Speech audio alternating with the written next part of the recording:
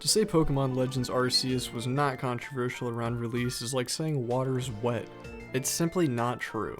Upon the release of the game's first trailer, fans were mixed between loving the concept of the game and already being graphically disappointed. Before anyone got their hands on it, there were already hordes of people taking shots at it for looking like it was produced for the PlayStation 2 due to the low quality texture of the environments. Now, as you would have expected, the title was met with mediocre success globally, selling only 15 million copies to date. Compared to Sword and Shield's combined 26 million, this was a huge disappointment to the Pokemon company. However, you could say this was to be expected, as the following installments of a generation have always sold worse than their predecessor. In the wake of Pokemon Legends Z to A, I revisited Pokemon Legends Arceus to answer the question of whether or not it was actually good and if the Legend series really deserved another installment. The game is a nice breath of fresh air into the Pokemon franchise. We got a reworked version of the traditional turn-based battle format with agile and strong style moves. Game Freak and Nintendo were also going for a more open world feel instead of the linearity that we've come to expect from the traditional game's environments. While it was generally a step up from the wild area that we got in Pokemon Sword and Shield, it runs into the same problems where the world doesn't really feel open enough. However, I wouldn't say this is too much of an issue on a first playthrough as you're unfamiliar with the Pokemon spawns and item placements.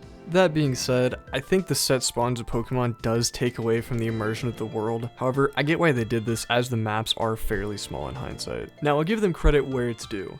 They do succeed in the beginning of the game when it comes to setting the stage where you're an outsider, seemingly from a different world, who people are taking time to warm up to. The world does feel tangibly foreign, like there's a sense of anxiety when jumping into the first map outside of Jubilife for the first time.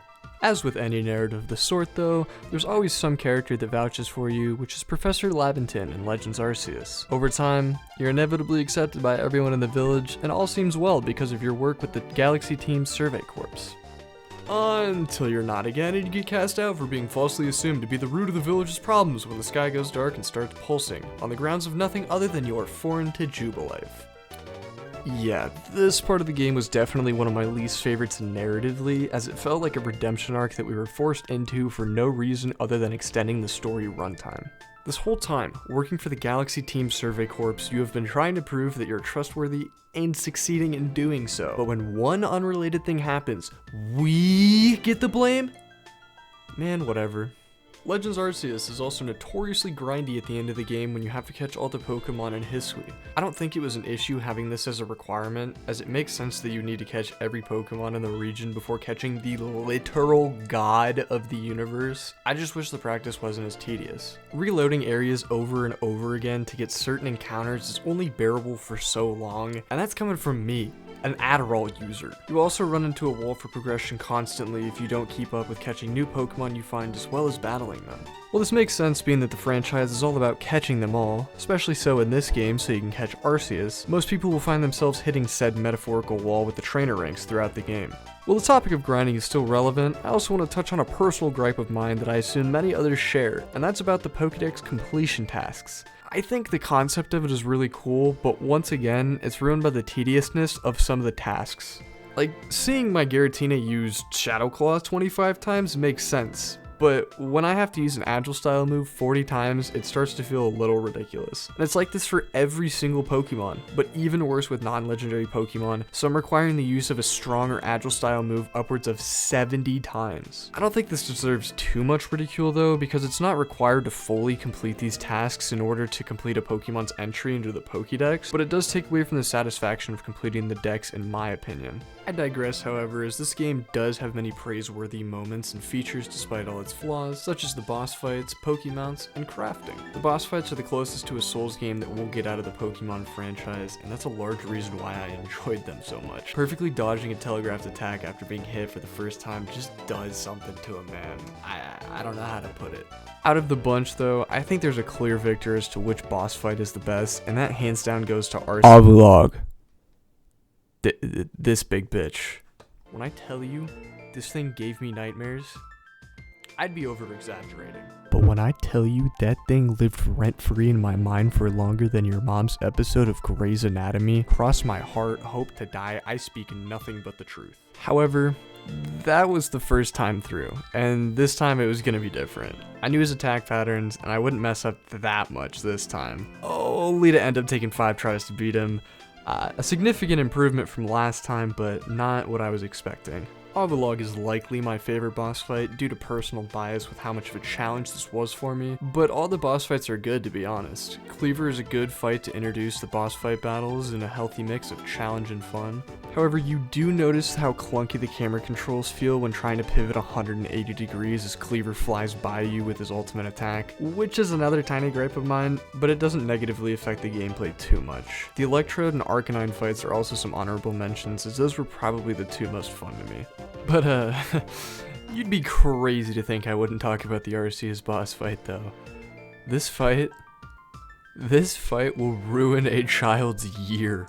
Let's say little Timmy gets Legends Arceus for his birthday, halfway through the year, after waiting since January, just to get hard stuck before the end of the game because the god of the universe decided, "Fuck you, Timmy, it's my birthday now." I would almost go out on a limb to say that this fight is unfair in a lot of cases, but I think I would be wrong because this is the perfect level of difficulty that I'm looking for in a Pokemon game. Not an unreasonable level curve that makes the battle hard, or some BS strategy that anyone would lose to if they're unaware of. This is a battle that involves nothing but pure skill and offers no handicap of any kind to make the difficulty easier. Now, not to bring out my inner game journalist, But this is a lot of the reason why the Soul series receives so much praise, and that's because there is no difficulty slider. You just have to figure it out. A Pokemon game that isn't for little Timmies is something fans have been asking for from Nintendo for years now, and it was finally delivered. Another thing Legends Arceus did well was the improvement of the Poké-Ride system. While originally introduced in Generation 7 with Sun and Moon, the switching between rides is infinitely more seamless in Legends Arceus. Being able to jump off the side of a mountain and glide down on a Braviary is a much more fulfilling experience than anything Gen 7 was able to produce. Though it's essentially the same mechanic across both games, it feels so much more natural in the open world setting that is the Hisui region. The success of this movement mechanic was then improved upon and repackaged as Koryodon and Miriodon for a better all-in-one for movement around the open world map. Though I'm aware there's definitely a lot of people that aren't a fan of the mechanic for their own reasons, I think we can all agree that exploring Paldea and Koryodon or Miriodon is more convenient than having to switch between Pokemon like in Legends Arceus. Crafting was also a huge positive to come out of this game, as getting Pokeballs is easier and freer than before. From just picking up every item you find on the ground and mining all the ore around the world with your Pokemon, you're able to produce dozens of Pokeballs and items for no fiscal cost. We then saw this appear in Scarlet and Violet in the form of Poke materials used to make TMs. Legends Arceus also kept up with the trend of character customization, having a ton of different possible outfits. This was unfortunately shat on by Scarlet and Violet, only having 4 seasonal outfits and a handful of others. I, as many others, love to spend my hard-earned Pokédollars customizing my character, and all I got was this lousy phone case customizer, which you can't even see when you're on your phone in the game. It's only visible to other people. I don't fucking get it. It's so stupid. Lastly, I want to talk about Agile Style and Strong Style moves and why they were a good mechanic. For the cost of 1 extra PP, your moves can now hit harder or faster than before, giving a damage boost or the possibility to attack twice in a row respectively. I do want to preface though that I would never want this mechanic introduced in a mainline Pokemon game. I just think it would overcomplicate competitive battling and then it wouldn't work well outside of the format that is Legends Arceus. The more realistic turn-based style that is exhibited in Legends Arceus only works because Pokemon can't hold items, there are no abilities, and it's exclusively single player. If the meta of competitive was spamming strong style moves with choice specs or choice band with an ability like solar power or some convoluted jumble of calculations between what could happen if this style of 3 was used and needing to know how this affects the speed of the opposing Pokemon and yada yada yada, your brain explodes and you're turned off from playing the game altogether. My point being that this mechanic is good because it works well with the battle format of this game, and I hope to see it return in Legends Z to A, even if not exactly as it had been in Legends Arceus. Just some kind of battle mechanic to affect the way that turn-based battling works is all I ask for in this sequel. All in all, I think Legends Arceus was a good step in the right direction for Nintendo and Game Freak, along with its mainline successors, Scarlet and Violet. No, I will not be defending the graphical glitch parade that was Scarlet and Violet on launch. But the game was better with not forcing linearity, which fans have been asking for. I believe a lot of the good that came out of these games had the groundwork laid by Legends Arceus, such as the Pokemounts and an open world map. Even more so, I think Legends Arceus has created an amazing blueprint for Legends Z to A to work off of, and I'm really excited to see what comes of it. So, as for my answer as to whether or not Legends Arceus was good, I would say that it was just good enough, and that the series needs this new installment so that Nintendo Game Freak can show us what kind of different experience the Legends games can give us. At least that's what I hope, but I'm likely delusional just like the rest of us Pokemon fans.